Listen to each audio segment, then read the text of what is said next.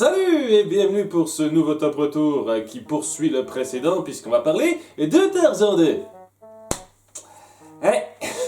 Une nouvelle suite Disney Toon que j'ai pas appréciée, ça faisait longtemps.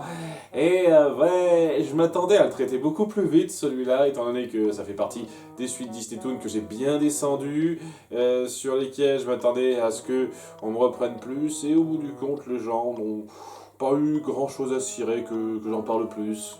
Et si vous en avez rien à cirer, moi j'ai quelque chose à foutre donc j'en parle.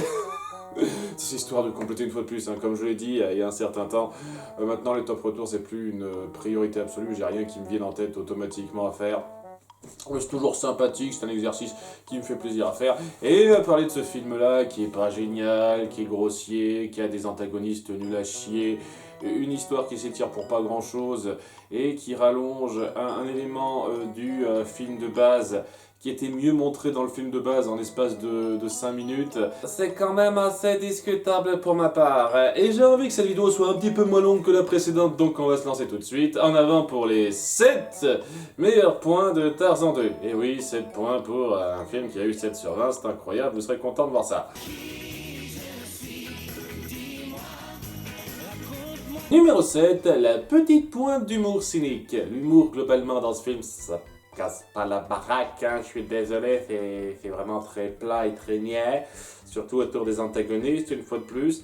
Mais je sais pas, de temps en temps on essaye d'appuyer un petit peu de cynisme dans la réaction des personnages, dans quelques petits gags visuels qui ne s'étendent pas trop et donc qui n'alourdissent rien, et ça donne des moments drôles qui passent un petit peu. Les premiers points dont je parle, c'est pas non plus extraordinaire, hein. Comme je dis, c'est une pointe d'humour et qui passe, hein. C'est quand même une très très faible minorité.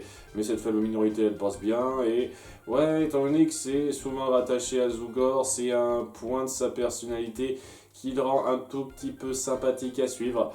Une petite partie du temps, une fois de plus, hein, c'est clairement pas le tout. Numéro 6, l'animation. Ça fait partie des très rares suites Disney Toon à avoir un niveau de style, de travail à cet égard qui est presque au même degré d'importance que celui du film précédent. Donc ça aide bien. Ça aide à se ressentir plus comme une continuité du film de départ, quand la qualité visuelle ne démord pas trop de ce qu'il y avait avant. C'est un point vraiment positif à cet égard-là, et ouais, on sent quand même qu'il y a quelques efforts de mise en scène à cet égard-là qui sont pas mal. Je veux dire, il y a ce jeu d'ombre au début, avec ce truc faussement horrifique, des paysages assez grandioses et des expressions des personnages qui sont bien rendues, bien fluides. C'est du travail méritoire à cet égard que j'aurais bien aimé voir sur d'autres films. Surtout ceux qui ont un meilleur scénario qui rend plus justice à l'œuvre de départ, mais en termes d'animation c'est déjà bien, c'est déjà bien. Numéro 5, quelques moments de tension et d'action bien fichus de temps en temps. C'est pas souvent, la plupart du temps c'est ridicule ou c'est pas non plus sensationnel, mais il y a 2-3 moments où tu sens qu'on met un petit peu les efforts et le talent dans ce besoin de nous faire ressentir ce danger, cette menace et ce rythme dans les conflits, dans les dangers qu'on encourt. Et oui, au début, lorsqu'on fait cette parodie horrifique, comme je l'ai dit, elle passe très bien à cet égard-là, limite ça nous fait croire qu'on va peut-être voir un film avec un ton horrifique alors que pas du tout. Ce qui est un petit peu un gâchis personnellement, hein, mais j'en ai déjà parlé dans ma critique. Ce moment où Tarzan manque de mourir avec l'accident du tronc est assez intense, et l'action de fin lorsqu'il se bat tout seul contre les deux débiles de service, c'est fun, et on sait mettre en avant de temps en temps, pas souvent mais de temps en temps, une bonne action et une bonne tension. Et ça vaut quelque chose. Numéro 4, les chansons. Toujours aussi basique à présenter, ça.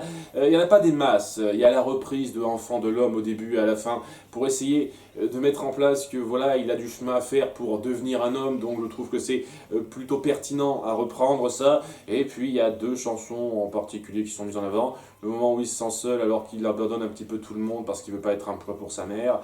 Et le moment où il recherche un petit peu qui il est, c'est très rythmé, entraînant, c'est fun. J'aime bien, c'est suffisamment bien composé pour laisser une petite marque, et les paroles, c'est plutôt fidèle à ce que veut faire passer le récit. avec quoi j'ai un petit peu de mal, mais c'est surtout par rapport à la continuité et à la perte de temps que ça représente. Mais si on reste au sein même du film, je trouve que on appuie très bien la mentalité de Tarzan lorsqu'il veut fuir un petit peu ses responsabilités, ne pas être un fardeau pour sa mère adoptive et ce besoin de savoir qui il est. Et qu'est-ce que je suis, qu'est-ce que je représente, c'est bien recherché dans l'idée. Donc, ouais, il y a un travail qui est indéniable là-dessus et qui mérite un petit peu d'éloge, un petit peu. Numéro 3, certains moments de relation entre Tarzan et Zugor. Zugor, c'est vraiment le gros bougon qui aime pas la compagnie, le gros asocial, typique, blablabla, et... Ouais, une fois qu'on se penche sur ce point de caractère, ça casse pas la baraque, sauf quand il est un peu sneak par rapport à ça. Mais on essaye de mettre en place qu'il y a un rapprochement qui se fait entre eux, et donc qui se comprennent à un certain degré. Et une partie du temps, ça passe pas particulièrement, mais il y a quelques moments clés qui sont censés appuyer un petit peu cette relation centrale du film, parce que c'est un petit peu ça le point central du film, c'est la relation entre ces deux-là et comment Tarzan grandit de ça, comment Zugor grandit de ça, comment ils s'influencent l'un l'autre, tout ça, même si bon, ce sera jamais repris par la suite, que ce soit dans la série ou dans le premier film, parce que ça n'a clairement pas été pensé avant, donc ça n'a pas de poids lorsqu'on voit ça en dehors de Tarzan 2, mais bon, j'imagine que beaucoup de préquels, mid-coels souffrent des mêmes problèmes, mais ouais, intrinsèquement, donc, c'est bien quelques moments. En particulier, j'ai été un petit peu touché par le moment où ils se remémorent un petit peu leur mère l'un comme l'autre. Cette sensation de douceur lorsqu'ils n'étaient pas seuls et qu'ils avaient quelqu'un pour s'occuper d'eux. Et donc... il se rapproche par rapport à ça. Cette scène-là en particulier suffit un petit peu à être qualifiée de point positif. Il y a 2-3 autres petits moments comme ça, mais c'est surtout cette scène-là que je veux pointer avec ça. Il y a quelques moments suffisamment touchants dans cette relation pour pas que ça devienne complètement nul ce que ça veut raconter. Malheureusement, ce que ça raconte exactement reste grossier sur beaucoup de points et n'a pas grande valeur vu globalement. Mais voilà, quand on voit quelques petits éléments particuliers, il y a quand même du positif qui en sort à cet égard et je pense que ça mérite d'être pointé, cette partie-là en particulier. Numéro 2, nos personnages bien connus égaux à eux-mêmes. C'est pas la première fois que je pointe cette qualité, mais pour moi c'est assez vital.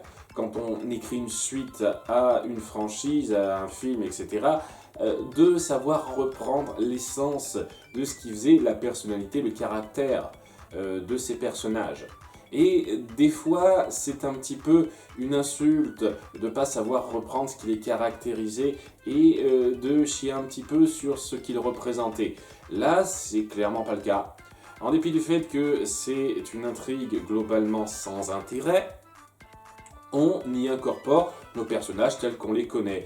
Tarzan enfant, donc ce gamin plein d'espoir, plein de vivacité, plein de jugeote, de créativité, et qui est touché par le fait qu'il n'est pas accepté, ce sur quoi je reviendrai. Kerchak qui est toujours très froid à son contact, Kala qui est toujours très chaleureuse et très attachée à lui, Tok et Tantor qui sont un peu les guignols tels qu'on les a connus dans le premier film, ils sont vraiment égaux à eux-mêmes, très bien repris du film de départ, et il n'y a pas grand chose de mal à dire de ça. Je trouve que c'est important de savoir faire ça, et c'est pas toutes les suites qui savent faire la chose, surtout quand c'est pas les mêmes gens derrière.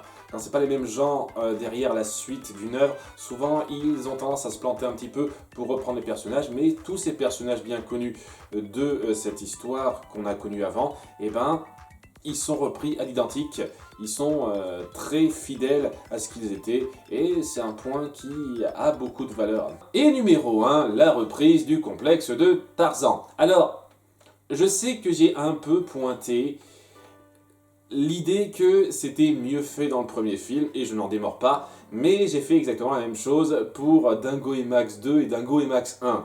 C'est-à-dire que, voilà, on reprend un élément qui était très bien fait dans le premier film, on le fait en moins bien, ça ne veut pas dire qu'il est mal fait. Je tiens à le pointer, c'est un petit peu important. Et ouais, il est clair et net que dans le petit montage, la partie un peu courte du film de départ, cet élément-là de Tarzan qui cherche un petit peu son identité et qui apprend à gagner en confiance en usant de sa créativité est plus satisfaisant que ce qu'on nous donne là. En partie parce que ça s'étend pas trop et que ça met pas en place un conflit de merde avec des antagonistes pourris. que vraiment, ça, c'est le truc qui plombe particulièrement ce film. Hein. Les antagonistes auraient été réussis, j'aurais peut-être donné plus de la moyenne à ce film, hein, je vous cache pas. Mais c'est pas le cas, les antagonistes totalement merdiques qui plombent totalement la chose.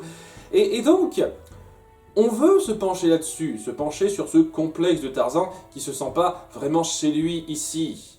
Et dire qu'il a vraiment ce besoin de passer par une aventure personnelle pour apprendre à se définir comme quelqu'un à part et à accepter qui il est avec ses différences. Dans l'idée, j'aime beaucoup ça. Et dans certains moments, certains développements, c'est fait très acceptablement. Et étant donné que c'est le thème principal de ce film et qu'il est traité un petit peu professionnellement quand même, c'est pas amateur-amateur, et ben à plusieurs moments, c'est traité avec une certaine justesse.